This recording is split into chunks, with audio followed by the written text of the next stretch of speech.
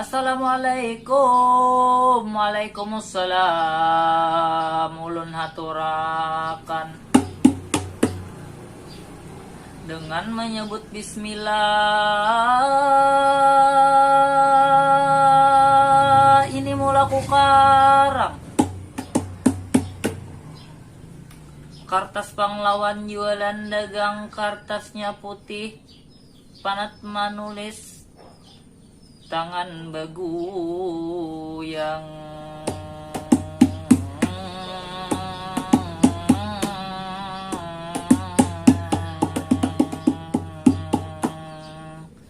tintanya titik garis dilayang, bukannya ulun pandai mengarang, hanya melipur hati nanggirang.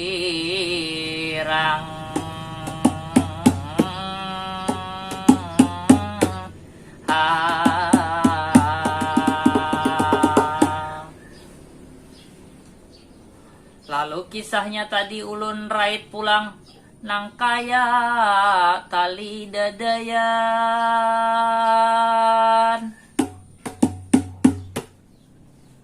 Tagala gincau ganjiluan genap ulun sampaikan. Jikalau pendek ulun panjangkan, jikalau panjang ulun pendekakan.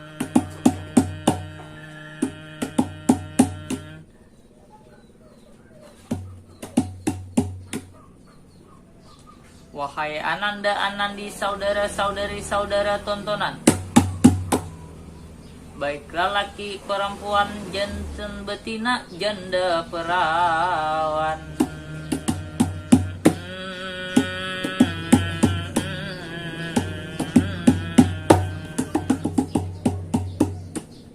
Jikalau hari ini ada tasa mangaran,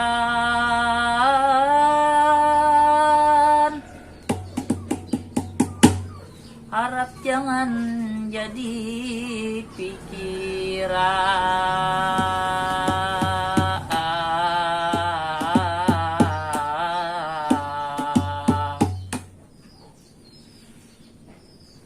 Maklumlah ulun sebagai palamutan,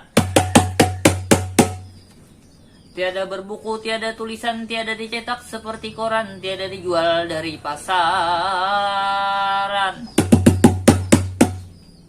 Tiada bertajwid seperti Al-Quran, hanya ini kisah atau dongengan.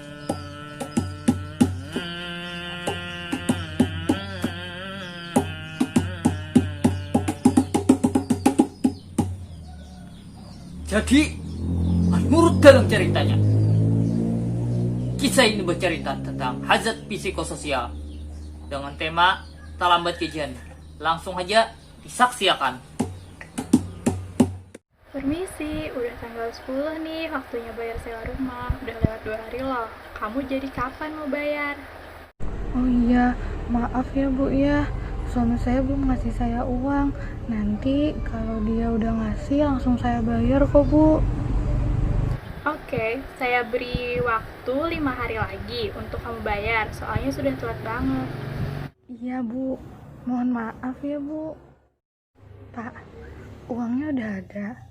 Kalau ada, Ibu minta ya Pak, buat bayar sewa rumah. Dari kemarin kita udah ditagih terus buat bayar sewa. Uangnya masih belum ada, masih belum gajian Bu. Gimana dong Pak kita bayarnya? Masa udah tanggal segini Bapak belum juga sih gajian?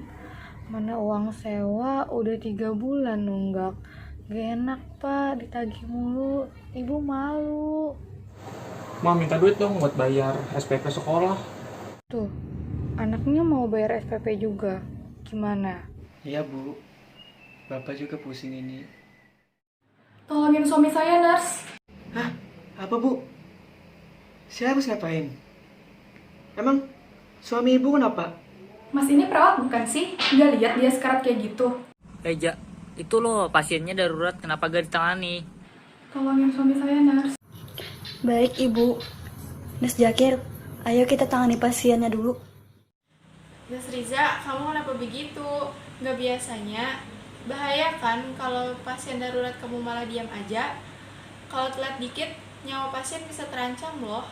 Iya maaf Nurse Dinda, saya nggak fokus. Kenapa sih? Kamu jadi ngelamun terus. Telat dikit berbahaya loh. Iya nih Kir, pusing banget. Banyak banget yang pikirkan. Serumah nonggak 3 bulan, SPP anak lah, istri marah-marah. Baru di rumah marah terus. Kok bisa? Aku ini loh Kir, udah 3 bulan gajian masih belum dikasih.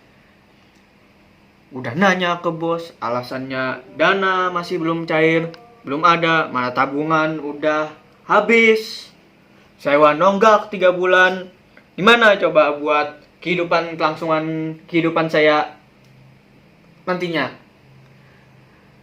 Maka istri marah-marah lagi, marah terus.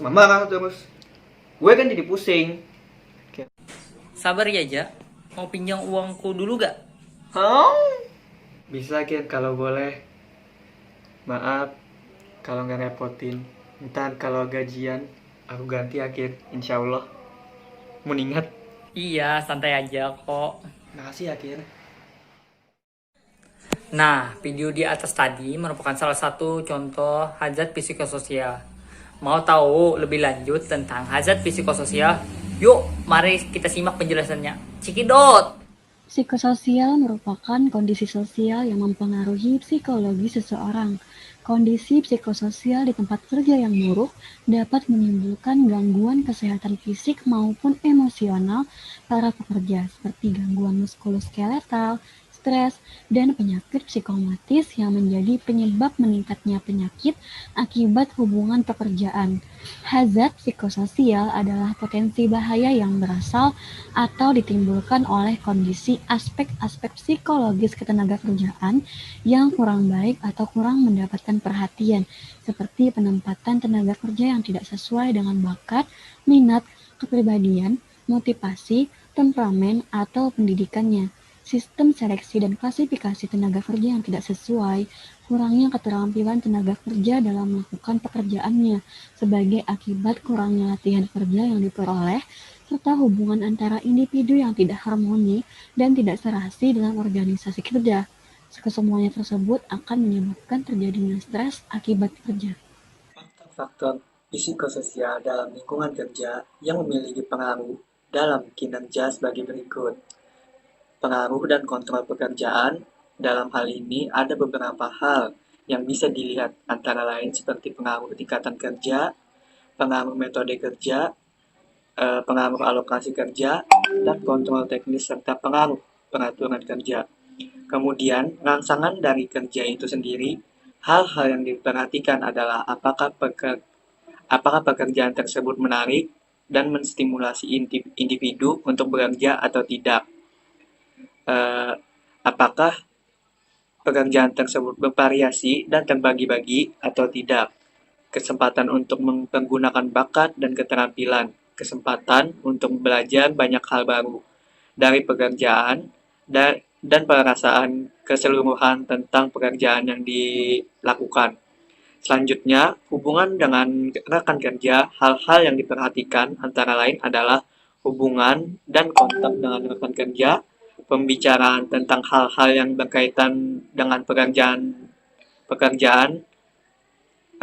perluasan pengalaman dalam suasana kerja yang peran faktor-faktor psikososial menyenangkan, diskusi tentang masalah yang berkaitan dengan pekerjaan, dan penghargaan rekan kerja sebagai seorang teman yang baik atau bukan. Kemudian, beban kerja secara psikologis.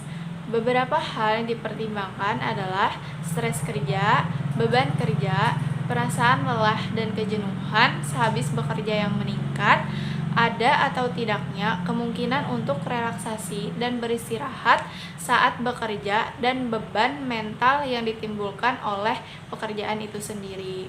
Selanjutnya, kita masuk ke materi yang utama, yaitu terlambat gaji.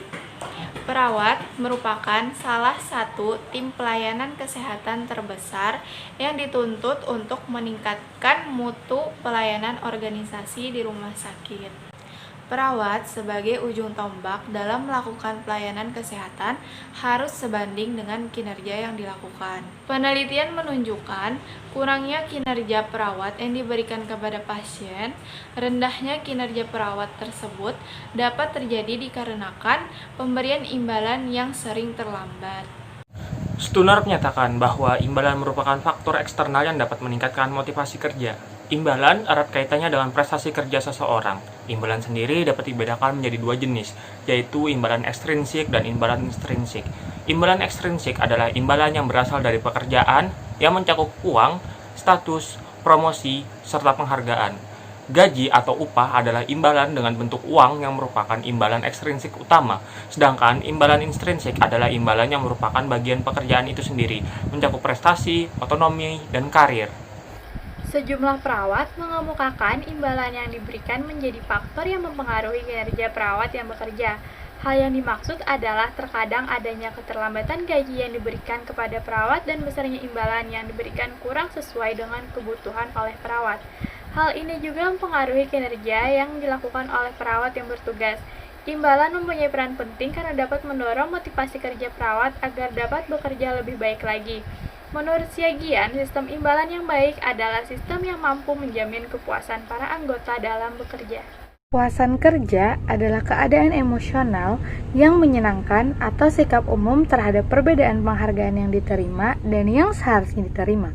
Kepuasan kerja dipengaruhi beberapa faktor, yaitu balas jasa yang adil dan yang layak, penempatan yang sesuai dengan keahlian, berat ringannya pekerjaan, suasana dan lingkungan kerja, peralatan yang menunjang pelaksanaan pekerjaan, sikap pemimpin dan kepemimpinan, serta sifat pekerjaan yang monoton atau tidak.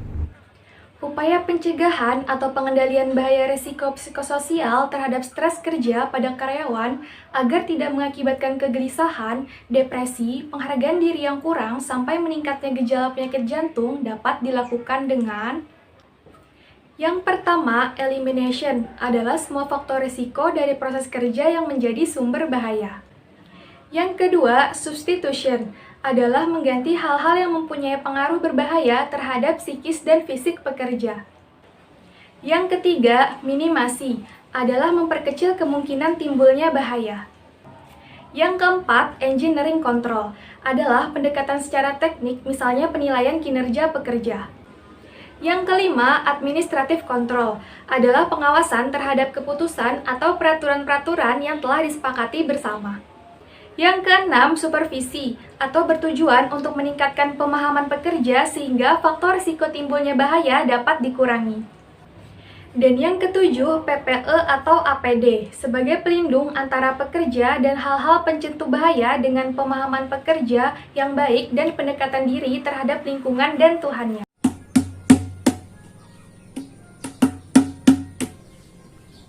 Nah, kayak apa penonton, saudara-saudari lelaki atau perempuan, jantan betina, janda perawan? Sudah pahamkah Bunpian? Apa tuh? Mungguk-mungguk aja. Takutnya udah dapat ya nak. Apa aja diungguk-ungguk aja. Nyaman aja kira bener aja. Nah, jadi ulun di sini menyimpulkan. Dapat kata deh. Kada di depan. Jadi kesimpulannya adalah psikososial merupakan kondisi sosial yang mempengaruhi seseorang. Nah, tak lain sudah Bandir. Kondisi psikososial di tempat kerja yang buruk dapat menimbulkan gangguan kesehatan fisik maupun emosional para pekerja seperti gangguan muskuloskeletal, stres dan penyakit psikomatis yang menjadi penyebab meningkatnya akibat hubungan pekerjaan. Jadi sampai di sini ulun belamutan. Mudahan juga pian pemahaman. Amin. Ulun akhiri lawan pantunan.